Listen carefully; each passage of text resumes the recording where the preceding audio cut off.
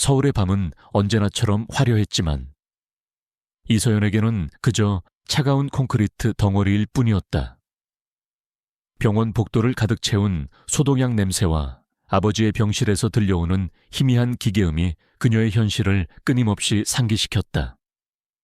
아버지의 작은 인쇄소는 이미 빚더미에 앉았고 그의 심장 수술비는 그녀가 감당할 수 있는 수준을 아득히 넘어섰다.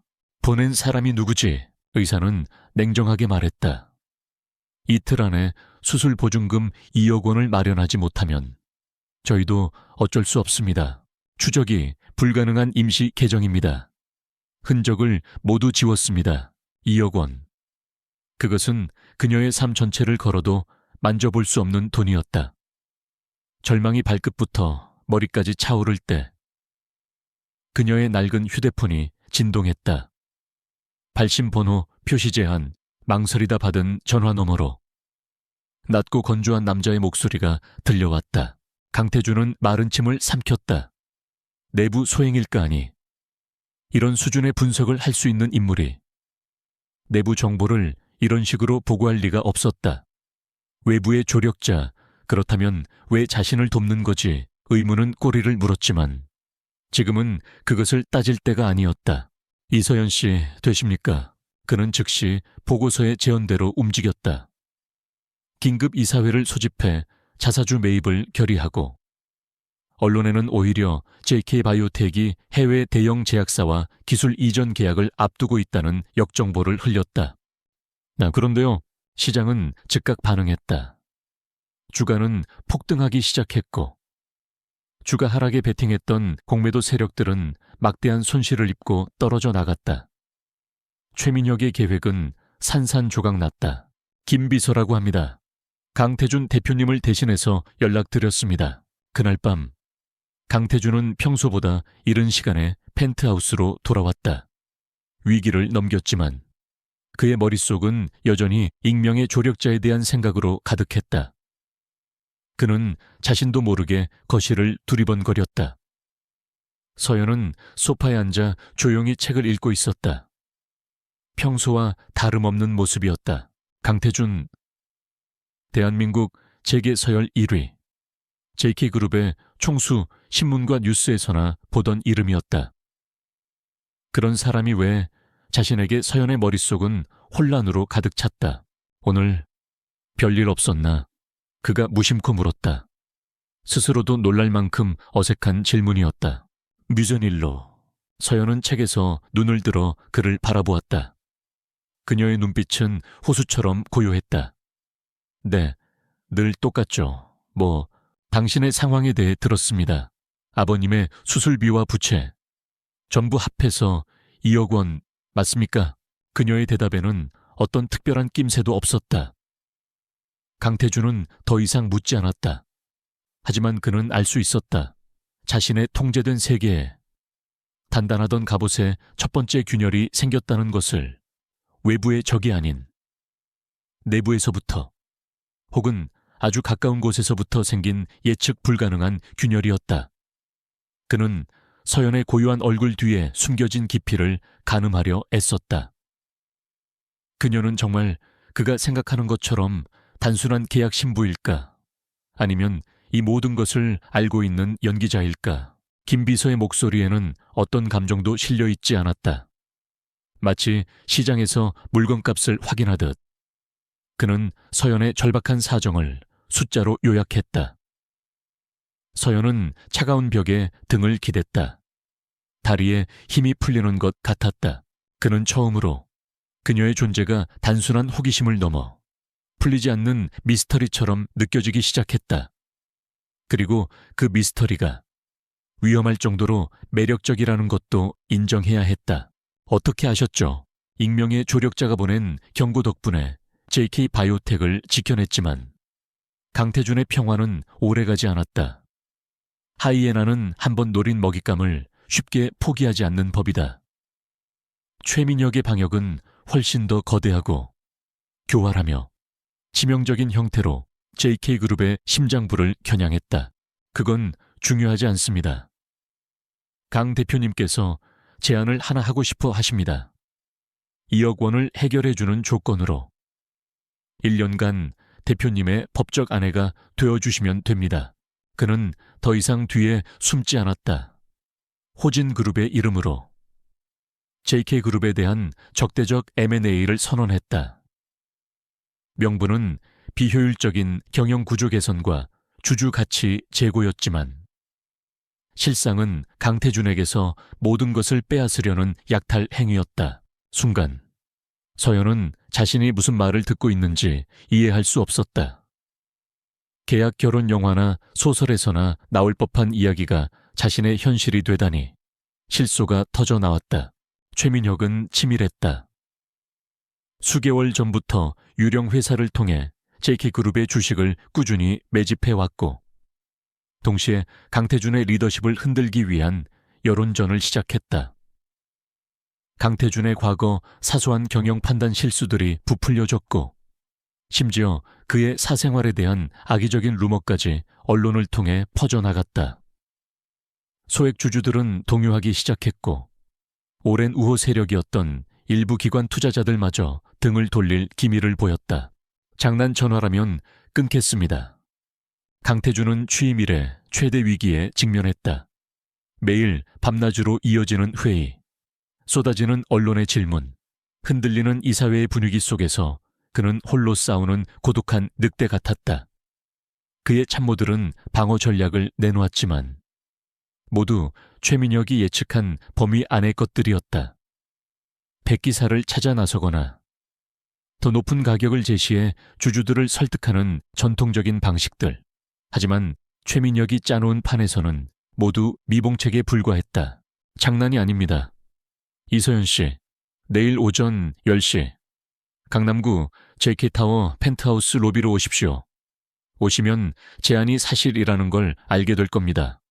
아버님의 시간이 얼마 남지 않았다는 걸 기억하십시오. 펜트하우스는 이제 그에게 유일한 피난처이자 동시에 가장 무거운 압박감을 느끼는 공간이 되었다. 그는 매일 자정이 넘어 파김치가 되어 돌아왔고 서재에 틀어박혀 날이 밝을 때까지 서류와 씨름했다.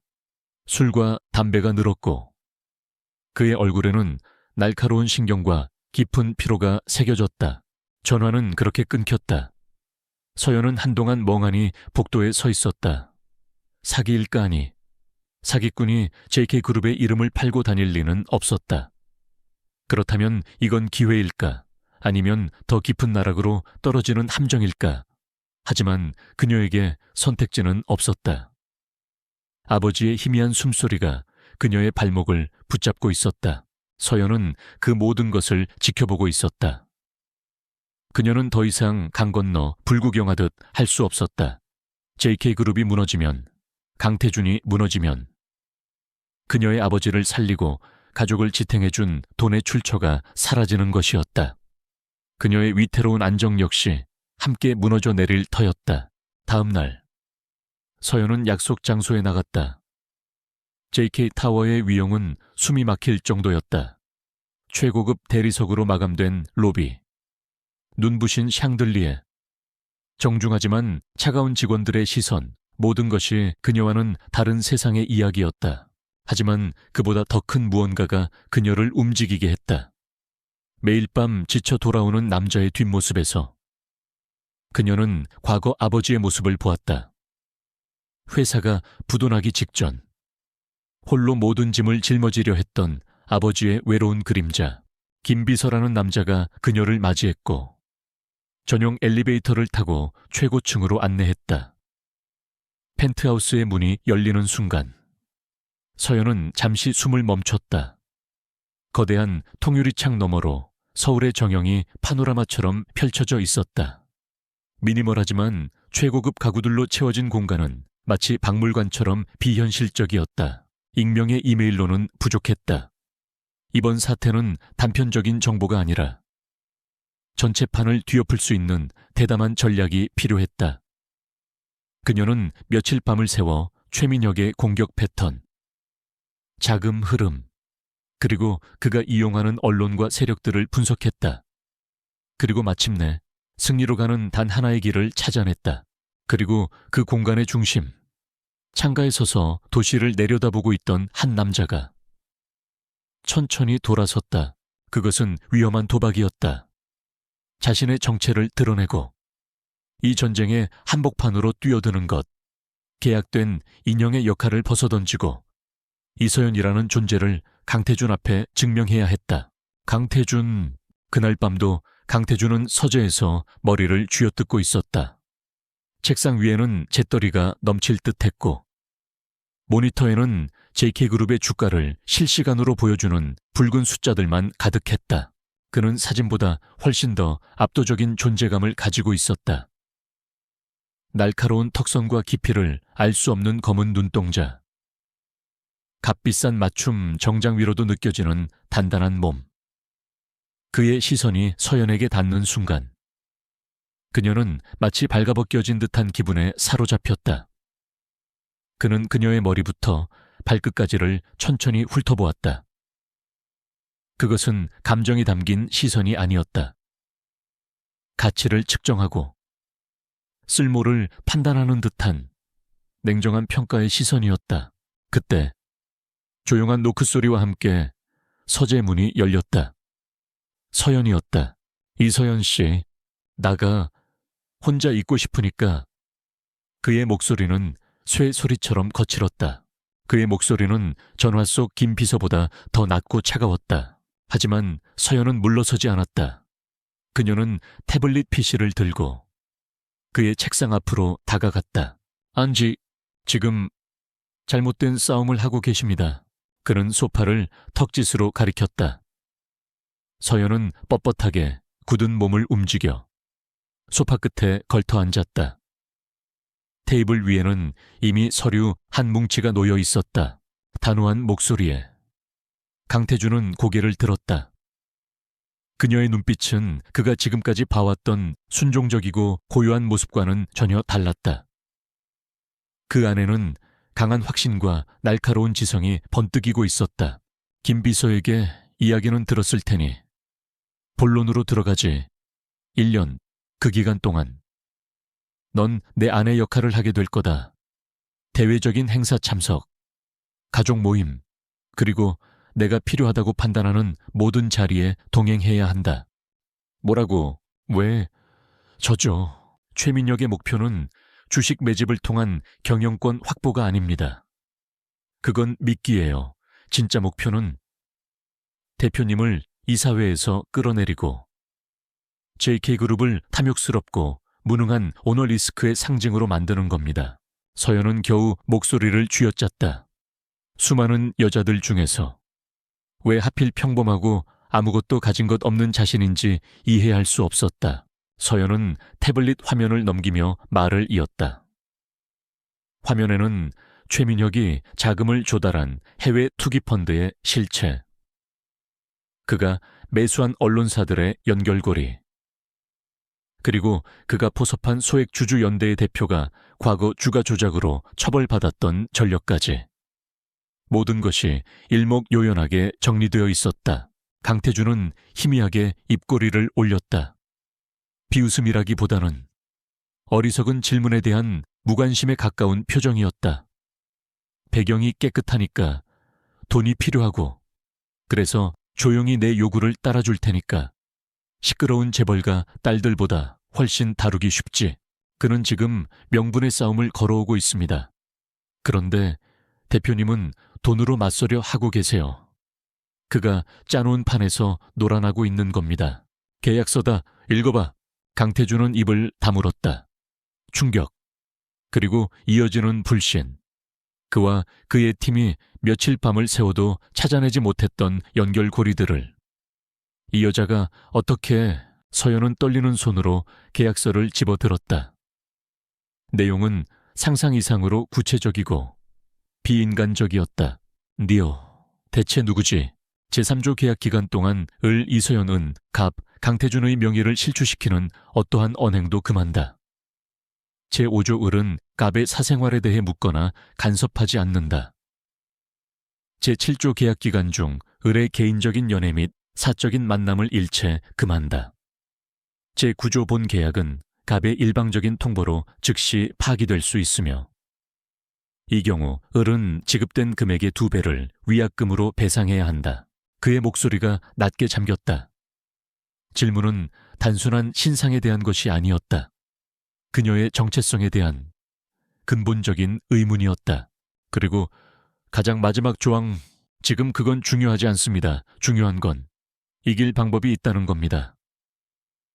서연은 마지막 페이지를 띄웠다.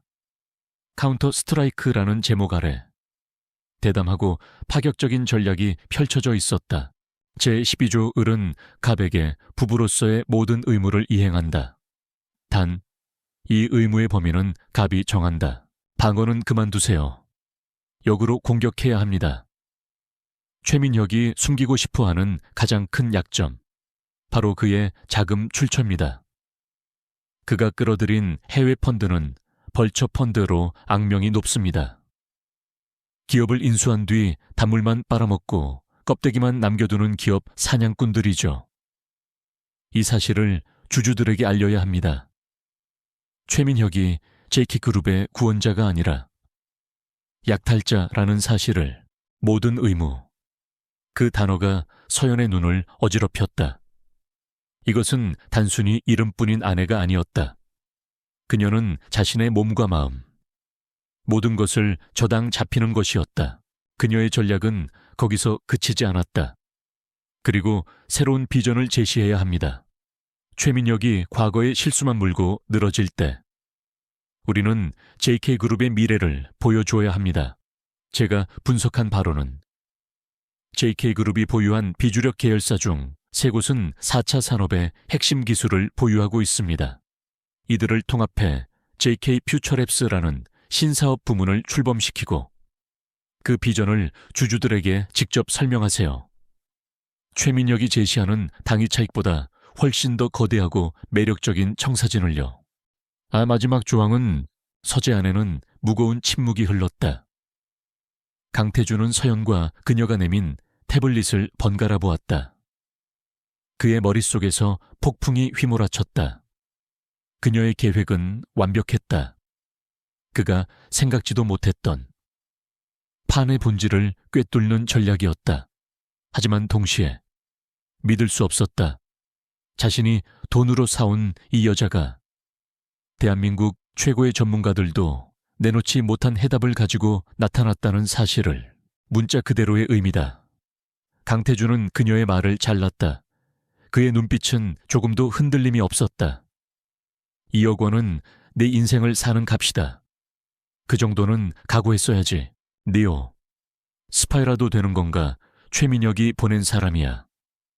의심이 그의 이성을 지배했다. 그것이 가장 합리적인 설명이었다. 서연은 눈을 감았다. 병원의 하얀 천장, 아버지의 고통스러운 얼굴, 의사의 무정한 목소리가 머릿속을 스쳐 지나갔다.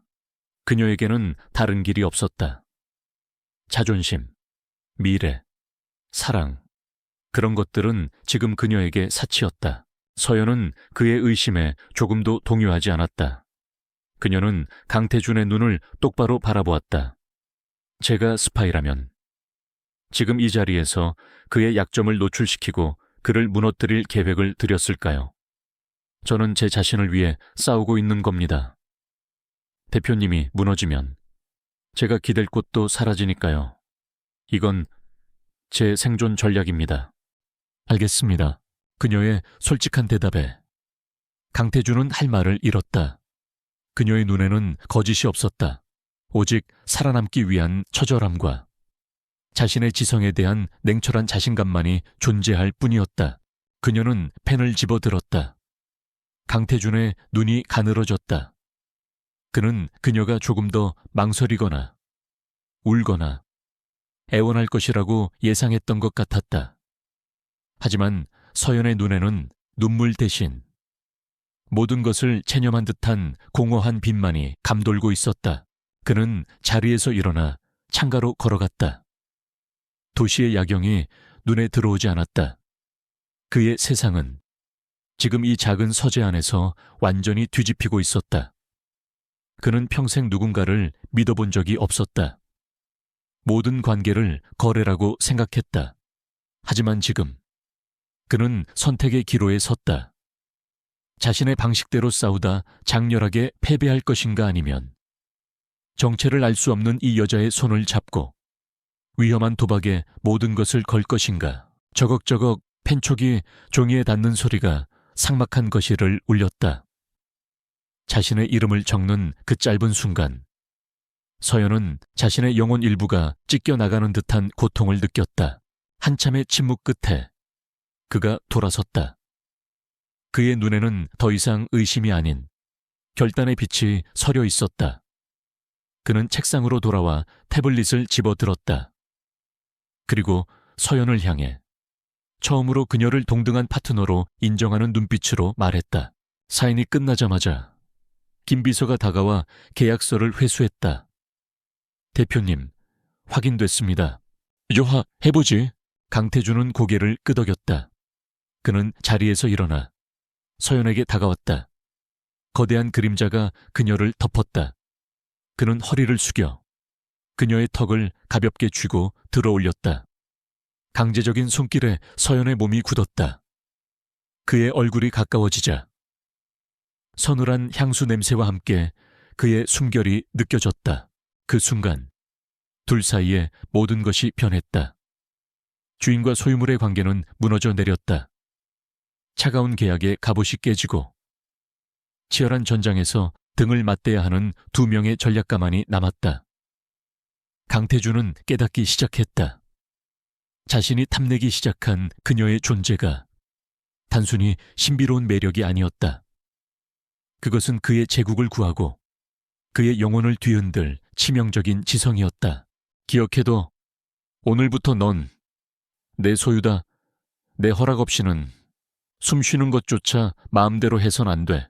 강태준이 이서연의 계획을 받아들인 순간 펜트하우스의 서재는 JK그룹의 가장 중요한 전쟁 지휘 본부가 되었다. 낮에는 각자의 위치에서, 밤에는 이 비밀스러운 공간에서 두 사람은 하나의 팀으로 움직였다. 강태준은 자신의 막강한 권력과 자원을 동원해 판을 움직였고, 서연은 그 움직임의 방향과 시점을 조율하는 총사령관이었다. 그의 검은 눈동자 속에는 경고와 함께 알 수 없는 흥미가 아주 희미하게 서려 있었다. 마치 처음 보는 장난감을 손에 넣은 아이 같은 잔인하고 순수한 호기심이었다. 그는 맛을 보기 전 그 포장지를 흥미롭게 관찰하고 있는 포식자였다. 내일 오전 10시 긴급 기자회견을 열겠습니다. 김 비서, 언론사 전체에 공지하세요. 특히 경제부 기자들은 한 명도 빠짐없이 참석시켜야 합니다. 밤늦은 회의에서 강태준이 지시했다. 계약금은 1시간 내로 아버님 병원으로 입금될 거다. 김 비서가 네 짐을 옮기고 필요한 것들을 처리해 줄 테니 오늘부터 여기서 지내도록. 그의 옆에서 노트북을 보던 서연이 조용히 끼어들었다. 기자회견만으로는 부족해요. 여론을 확실히 우리 편으로 가져오려면 감성에 호소할 얼굴이 필요합니다. 그는 아무렇지 않게 말하고는 다시 창가로 걸어가 도시를 내려다보았다. 마치 방금 인생을 건 계약을 한 여자는 존재하지 않는다는 듯이. 얼굴. 서연은 텅 빈 거실에 홀로 남겨졌다. 창밖의 서울은 여전히 화려했지만 이제 그녀에게 그 빛은 희망이 아닌 자신이 갇히게 될 거대한 황금세장의 창살처럼 보일 뿐이었다. 최민혁의 벌처 펀드 때문에 하루아침에 직장을 잃은 사람, 그런 피해 사례를 찾아내서 기자회견장에 동석시켜야 합니다. 데이터는 이성을 설득하지만 눈물과 분노는 마음을 움직이니까요. 강태준의 펜트하우스에서의 첫날 밤, 서연은 잠을 이룰 수 없었다.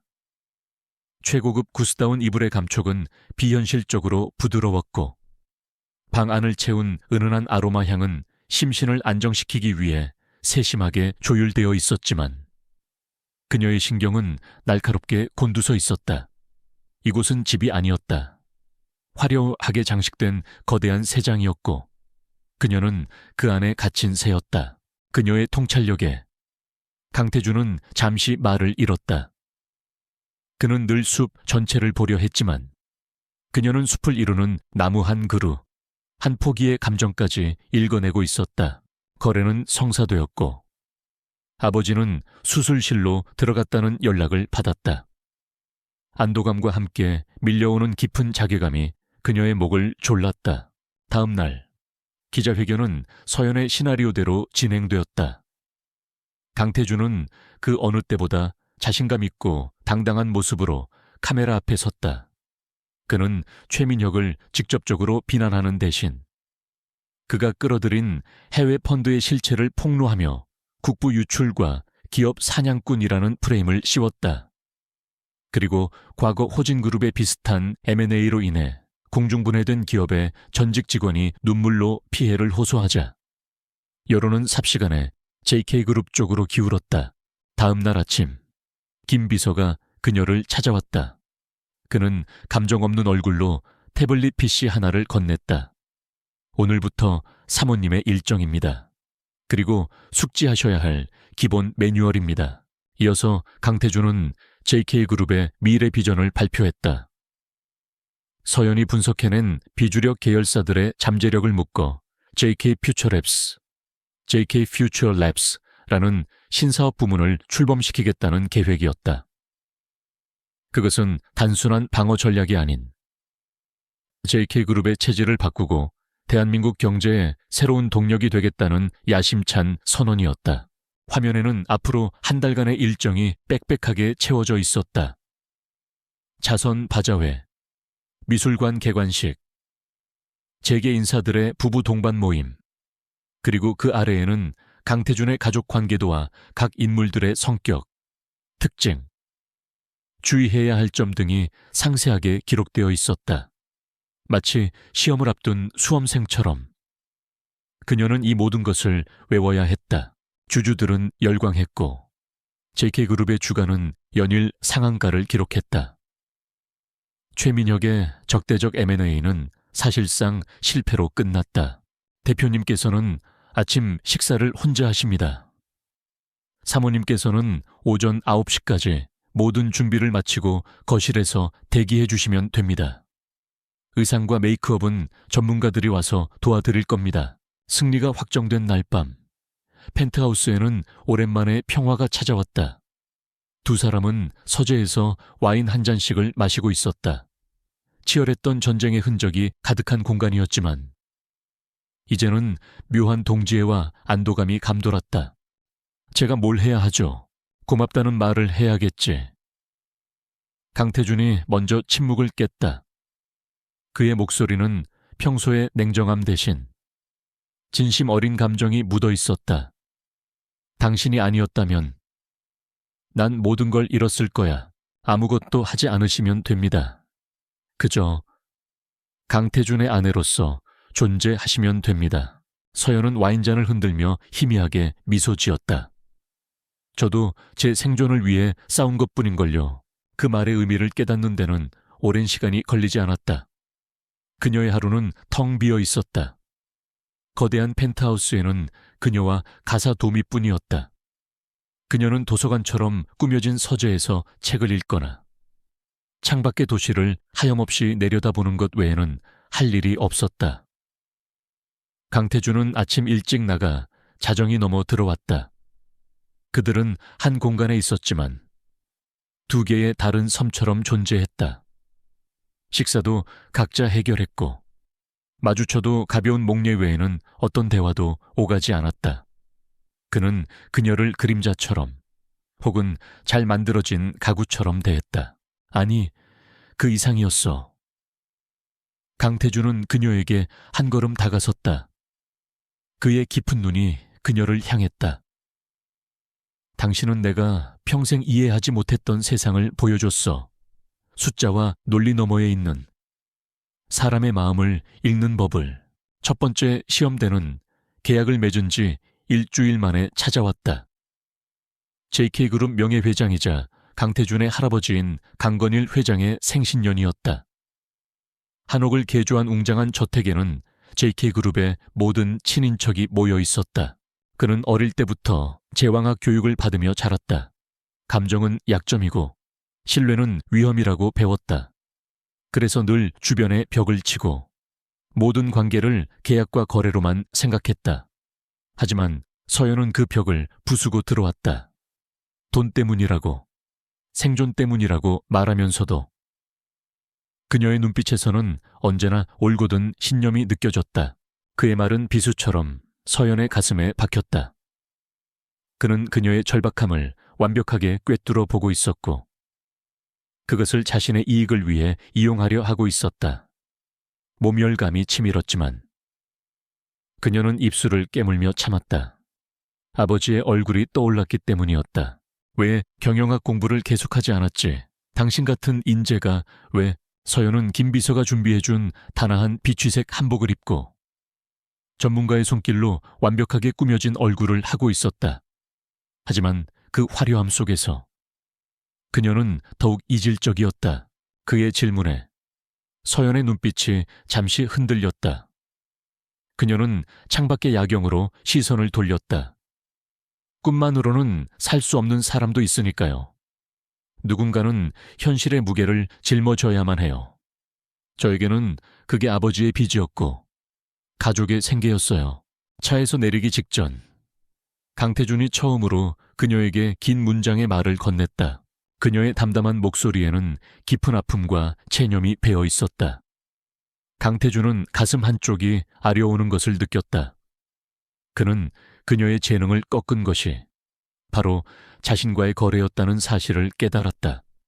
그는 그녀의 날개를 사서 자신의 황금세장에 가두어버린 것이었다.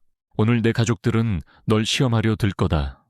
내 출신, 내 가족, 모든 걸 캐내서 흠집을 내려 하겠지. 쓸데없는 말은 하지마. 입을 다물고 내 옆에서 미소만 짓고 있어. 그게 네 역할이야. 미안하군. 그가 진심으로 사과했다. 그의 목소리는 얼음장처럼 차가웠다. 서연은 대답 대신 고개를 끄덕였다. 그의 팔에 손을 얹는 순간 단단한 근육의 감촉과 함께 그의 차가운 천이 느껴졌다. 서연은 놀란 듯 그를 돌아보았다. 강태준이라는 남자의 사전에는 사과라는 단어가 없을 줄 알았다. 아니나 다를까. 연회장에 들어서자마자 모든 시선이 그녀에게로 쏠렸다. 호기심, 경계, 그리고 노골적인 경멸이 뒤섞인 시선들이었다. 특히 강태준의 고모인 강혜라는 뱀처럼 교활한 미소를 지으며 다가왔다. 계약이 끝나면 내가 지원하지. 당신이 원하는 공부를 계속할 수 있도록. 하버드든 와튼이든 어디든. 어머, 얘가 그 아이구나. 태준아, 어디서 이런 예쁜 인형을 구해왔니? 그녀는 서연의 위아래를 훑어보며 말했다. 인형이라는 단어에 노골적인 가시가 박혀 있었다. 그것은 단순한 보상이 아니었다. 그녀의 재능에 대한 존중이자 그녀의 미래를 응원하는 진심이었다. 서연은 말없이 그를 바라보았다. 두 사람 사이의 공기가 미묘하게 변했다. 더 이상 차가운 계약 관계가 아니었다. 서로의 상처와 약한 모습을 보아버린 그 어떤 관계보다도 깊고 복잡한 유대감이 흐르고 있었다. 인사드려. 내 고모님이시다. 강태준이 낮게 말했다. 강태준은 자신도 모르게 손을 뻗어 그녀의 뺨을 감쌌다. 놀란 그녀의 숨결이 그의 손끝에 닿았다. 부드러운 피부의 감촉에 그의 심장이 거세게 뛰었다.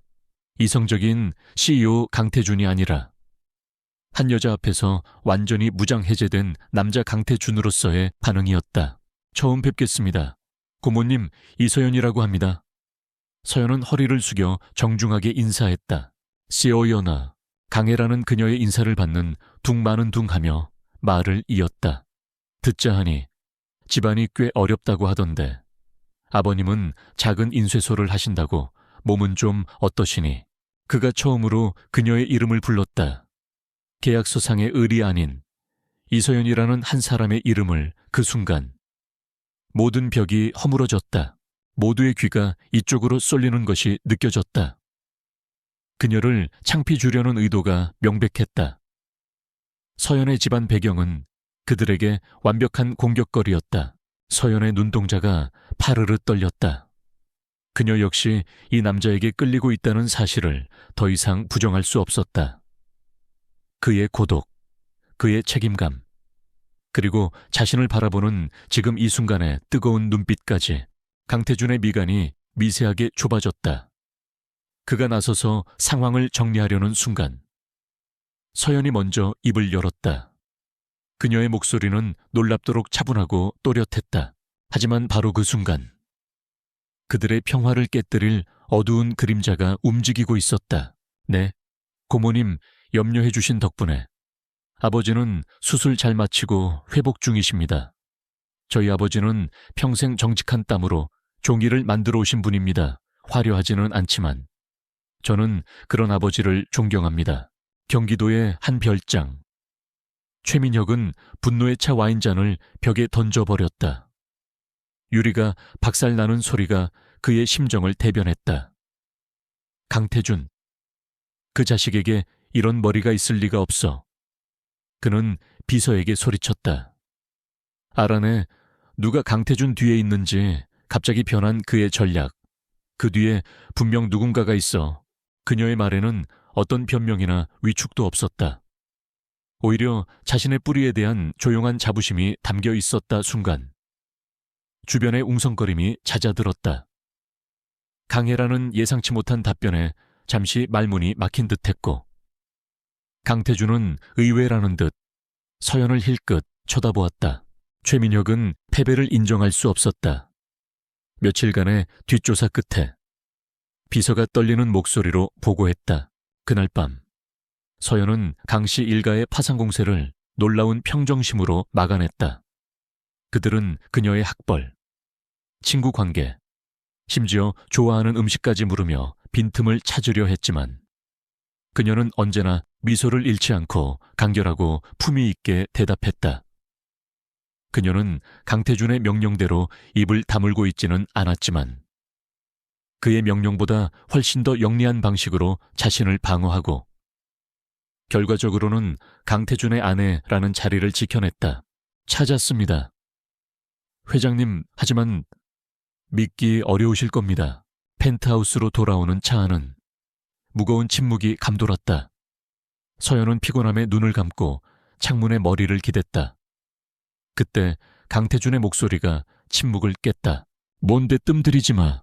누가 그렇게 대답하라고 가르치기라도 했나. 강태준 대표의 아내 이서연이라는 여자입니다. 아닙니다. 최민혁은 처음 듣는 이름이라는 듯 미간을 찌푸렸다. 정략 결혼 상대로 거론되던 재벌가 딸들의 명단에는 없는 이름이었다. 그 여자가 누군데? 그럼 그 배짱은 어디서 나온 거지? 몇 달 전 혼인신고만 한 배경이 전혀 없는 평범한 여자입니다. 아버지가 작은 인쇄소를 운영하다 빚더미에 앉았고 소문에 의하면 돈 때문에 팔려오다시피 결혼했다고 합니다. 그의 목소리에는 비난보다는 순수한 의문이 담겨 있었다. 서연은 눈을 뜨고 그를 바라보았다. 어둠 속에서도 그의 날카로운 눈빛이 느껴졌다. 보고를 들은 최민혁은 처음에는 코웃음을 쳤다. 하지만 이어지는 서연의 과거 행적, 경영학 복수 전공, 뛰어났던 학업 성적, 그리고 최근 그녀의 인터넷 검색 기록과 도서 대여 목록까지 샅샅이 털어낸 결과를 보고받자 그의 얼굴은 서서히 굳어졌다. 가진 것이 없는 사람은 스스로를 지키는 법을 일찍 배우게 됩니다. 이 여자였군. 그의 입에서 살기 어린 목소리가 새어나왔다. 강태준의 아킬레스건이 아니라 그의 숨겨진 무기였어. 그 이상의 대화는 없었다. 하지만 그날 이후 강태준은 그녀를 조금 다른 눈으로 보기 시작했다. 그는 여전히 차가웠고 무심했지만 그의 시선이 그녀에게 머무는 시간이 조금씩 길어졌다.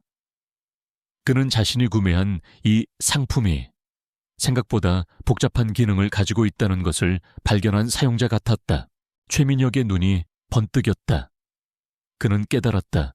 강태준이라는 성을 무너뜨리기 위해서는 성벽을 공격할 것이 아니라 성을 지키는 책사를 먼저 제거해야 한다는 것을. 그의 전쟁은 이제 기업 M&A가 아니었다. 한 여자를 향한 비열하고 잔인한 개인적인 복수전으로 변해가고 있었다. 며칠 뒤 그는 자정이 넘어 들어와 지친 기색으로 넥타이를 풀고 있었다. 거실 소파에서 책을 읽고 있던 서연과 눈이 마주쳤다. 평소 같았으면 그대로 서재로 들어갔을 그가 잠시 멈춰 서서 물었다. 펜트하우스의 따스한 불빛 아래 서로의 마음을 확인하며 새로운 시작을 꿈꾸는 서연과 태주는 아직 알지 못했다. 그들의 가장 행복한 순간에 가장 잔혹한 위협이 조용히 그녀의 숨통을 향해 다가오고 있다는 사실을. 뭘 읽고 있지? 최민혁과의 전쟁에서 승리한 후 강태준과 이서연 사이에는 따뜻하고 부드러운 공기가 흐르기 시작했다. 펜트하우스의 서재는 더 이상 전쟁터가 아닌 두 사람의 세계를 공유하는 공간이 되었다. 그는 그녀에게 자신이 사는 세상의 화려함과 복잡함을 가르쳤고, 그녀는 그에게 평범한 일상의 소중함과 사람 사이의 온기를 가르쳤다. 서연은 조용히 책 표지를 들어보였다. 클라우스 슈밥의 제4차 산업혁명, 그의 회사와 관련된 경제 서적이자 최근 그가 가장 골머리를 앓고 있는 신사업 분야에 대한 책이었다. 그들은 더 이상 계약으로 묶인 갑과 을이 아니었다. 서로의 가장 깊은 곳을 이해하고 서로의 상처를 보듬어주는 유일한 존재가 되어가고 있었다. 강태준의 눈썹이 살짝 위로 올라갔다. 그는 그녀가 패션 잡지나 연애 소설을 읽을 것이라고 지레짐작하고 있었다. 하지만 그들의 완벽해 보이는 행복 위로 아직 해결되지 않은 마지막 그림자 하나가 남아 있었다. 바로 그들의 관계를 시작하게 했던 계약이었다. 1년의 계약 기간이 이제 불과 한 달도 채 남지 않았다. 그런 책을 이해할 수 있나? 다소 무례하게 들릴 수 있는 질문이었지만 서연은 담담하게 대답했다. 그날 밤 강태준은 서연을 서재로 불렀다. 그들의 첫 만남이 이루어졌고 그들의 파트너십이 시작되었던 바로 그 장소였다. 테이블 위에는 와인잔 대신 2개의 서류 봉투가 놓여 있었다. 서연은 직감적으로 그것이 무엇인지 알 수 있었다.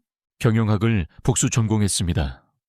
아버지를 도와 작은 회사나마 운영해보려고 했었으니까요. 강태준은 애써 침착한 목소리로 입을 열었다. 시간이 거의 다 되었군. 우리의 계약 말이야. 그의 목소리가 미세하게 떨리고 있었다. 그는 서연의 맞은편에 앉지 않고 그녀의 옆에 서서 창밖을 바라보았다. 그녀의 얼굴을 마주볼 용기가 없는 듯했다. 그녀의 과거에 대해 처음 듣는 이야기였다. 계약을 위해 그녀의 신상을 조사했을 때 최종 학력은 국문과로 되어 있었다. 그 이면에 이런 사실이 숨겨져 있을 줄은 몰랐다.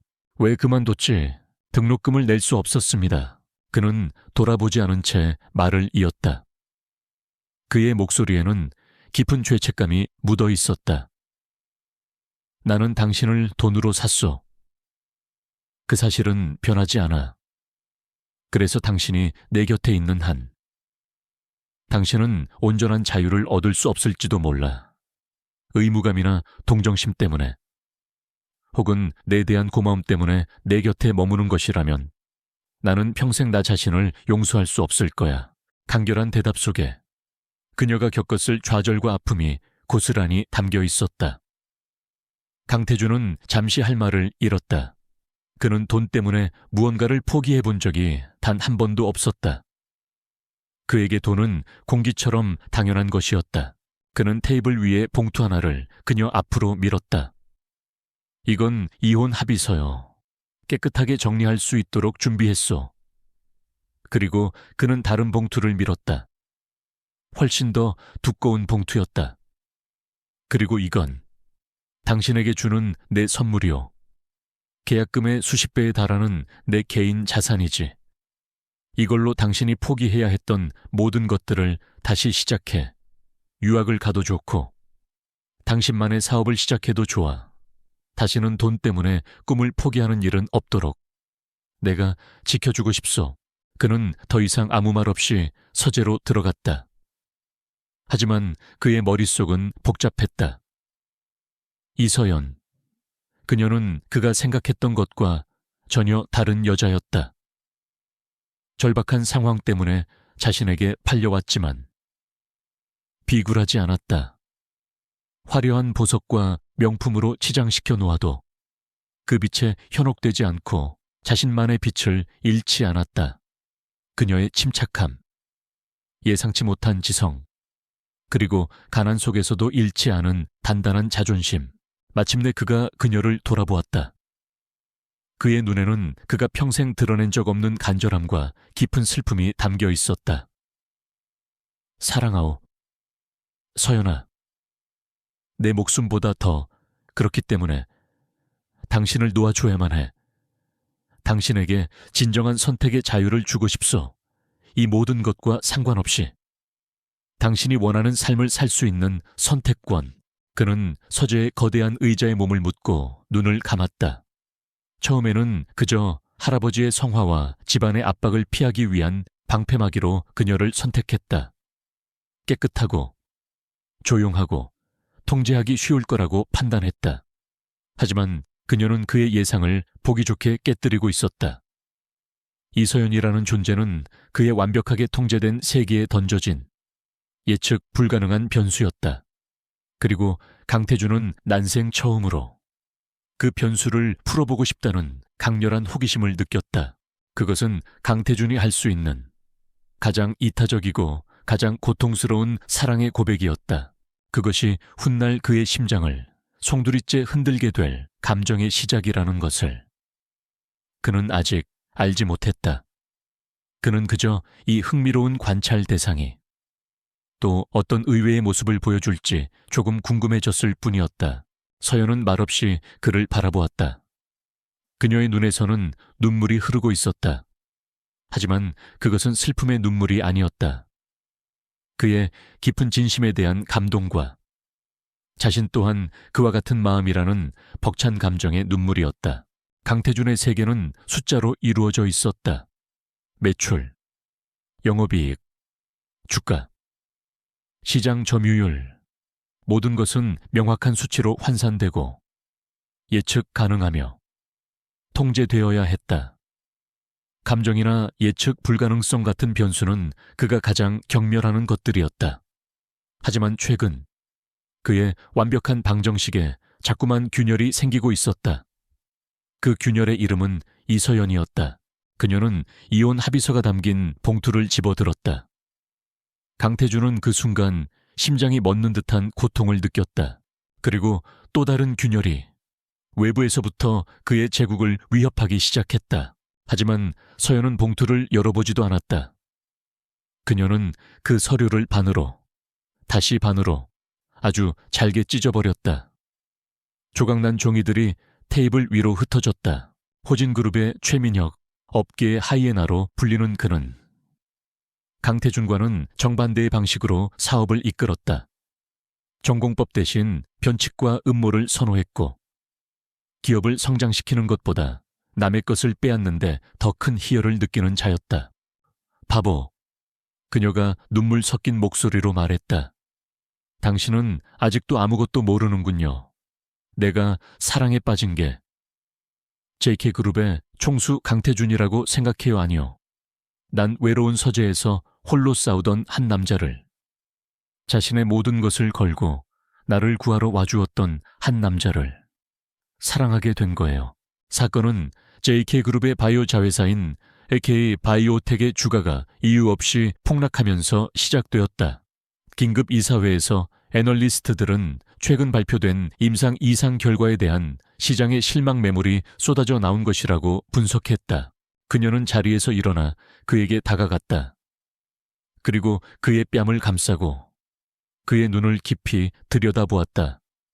내가 원했던 선택의 자유는 바로 당신 곁에 머무를 자유예요. 계약 때문이 아니라, 의무감 때문이 아니라, 오직 내 마음이 원해서 당신의 아내로, 당신의 파트너로 살아가고 싶어요. 일시적인 조정입니다. 대표님, 곧 반등할 겁니다. 당신이 나에게 준 가장 큰 선물은 돈이나 자산이 아니에요. 바로 당신의 마음이에요. 태준 씨, 그녀는 찢어버린 합의서 옆에 있던 다른 봉투도 집어들었다. 그리고 그것을 강태준의 손에 다시 쥐어주었다. 그리고 이건 필요 없어요. 당신과 함께라면. 난 맨손으로도 세상을 다 가질 수 있으니까. 전략기획실장이 자신 없게 보고했지만 강태준의 표정은 풀리지 않았다. 그의 직감이 위험 신호를 보내고 있었다. 하락의 폭과 속도가 비정상적이었다. 마치 보이지 않는 손이 인위적으로 주가를 끌어내리고 있는 것 같았다. 그 순간 강태준은 무너져 내렸다. 그는 그녀를 자신의 품에 부서져라, 으스러져라 안았다. 그의 어깨가 가늘게 떨리고 있었다. 평생 단 한 번도 약한 모습을 보인 적 없던 남자가 한 여자의 사랑 앞에서 아이처럼 울고 있었다.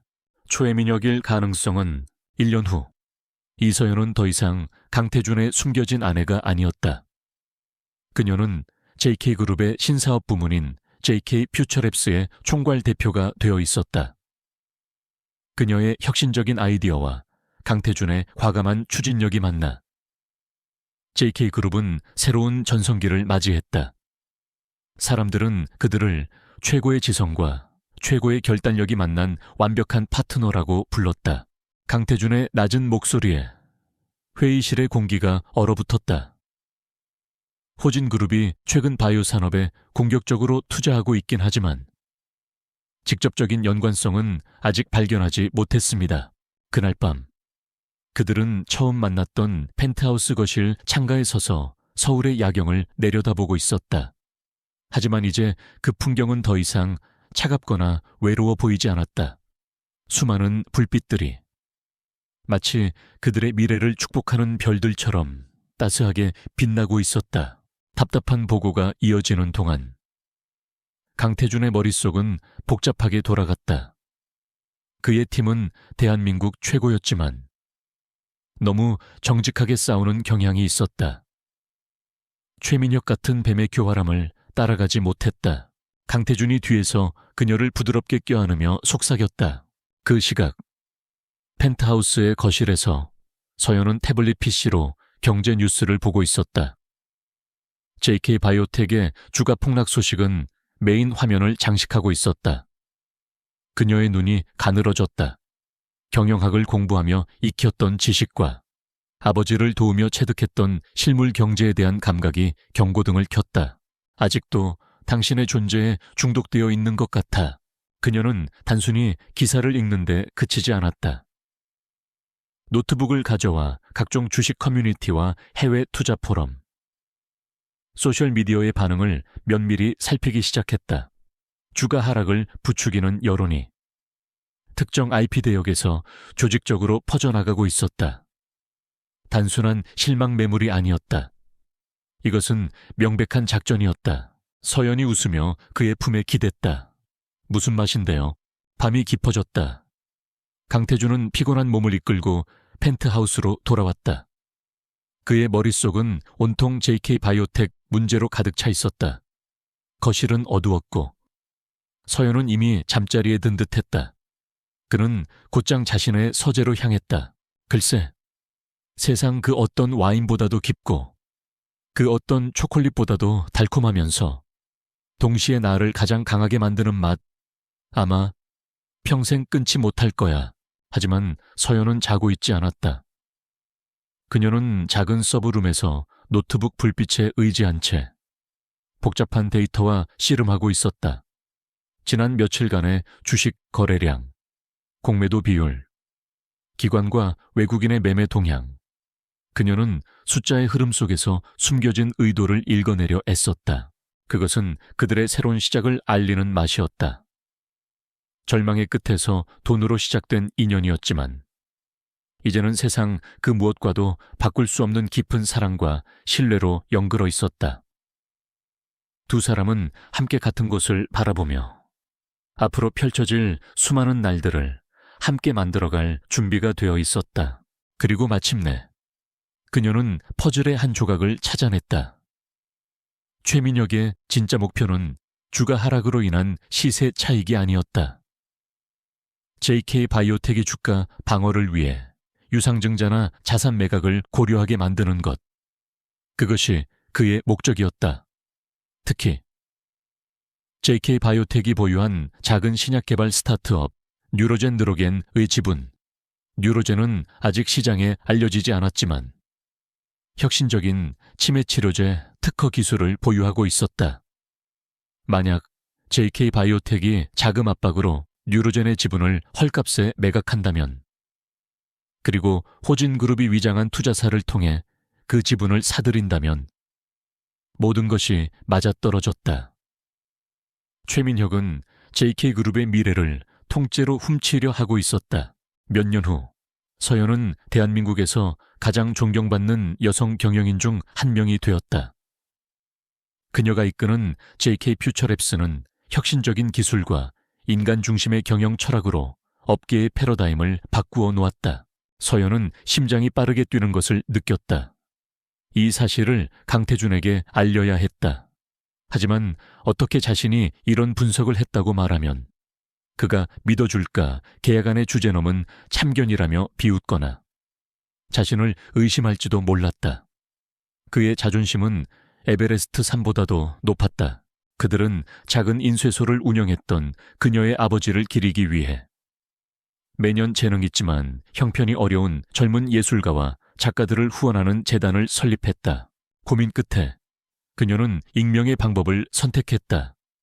새로운 이메일 계정을 만들고 자신의 분석 내용을 한 장의 보고서로 정리했다. 어떤 감정도 추측도 배제하고 오직 데이터와 논리적인 근거만을 담았다. 어느 맑은 가을날 그들은 경기도의 한적한 공원 묘지를 찾았다. 서연의 아버지 이정수 씨가 잠들어 계신 곳이었다. 서연은 국화꽃 한 다발을 묘비 앞에 내려놓고 아버지의 사진을 부드럽게 쓰다듬었다. 사진 속 아버지는 인자한 미소를 짓고 있었다. 제목 JK 바이오텍 주가 변동에 대한 긴급 분석 보고서. 아버지, 저 왔어요. 그녀의 목소리는 잔잔했지만 그 안에는 깊은 그리움이 담겨 있었다. 저 아주 잘 지내고 있어요. 더 이상 돈 때문에 꿈을 포기하지 않아도 되고 누구에게도 억울한 소리 듣지 않아요. 아주 든든하고 좋은 사람이 제 곁을 지켜주고 있거든요. 1. 현 상황은 시장 원리에 의한 조정이 아닌 특정 세력에 의한 인위적 주가 하락으로 판단됨. 근거 공매도 수량의 급증 및 특정 창구를 통한 집중 매도 패턴. 그녀는 옆에 서서 자신의 손을 꼭 잡아주는 강태준을 돌아보았다. 태준은 말없이 그녀의 아버지 묘비에 고개를 숙였다.